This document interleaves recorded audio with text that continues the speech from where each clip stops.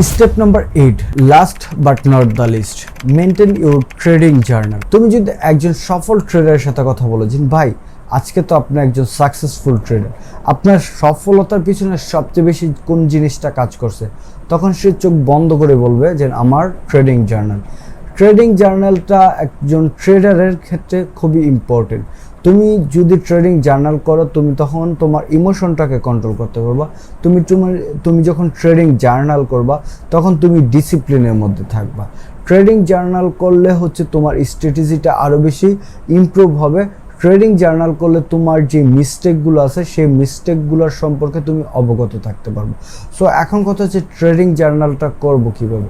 Like হচ্ছে তুমি একটা খাতা কলম নিবা, একটা নির্দিষ্ট ট্রেডিংয়ের জন্য একটা খাতা কলম রাখবা, সেখানে হচ্ছে তুমি একটা এন্ট্রি করলা, এন্ট্রিটা কোন স্ট্র্যাটেজির উপর ভিত্তি করে ট্রেড করলা সেটা লিখবা, এবং এটা উইন করলো না লস করলো সেটাও লিখবা, এবং এটা কেন উইন করছে, এখানে কোন স্ট্র্যাটেজিটার কারণে এটা উইন করছে সেটা তুমি নোট করে রাখবা, এবং তুমি লস করলে এখানে তোমার কোন মিস্টেকটার কারণে তুমি এখানে লস করছো সেটাও খাতায় লিখে রাখবা।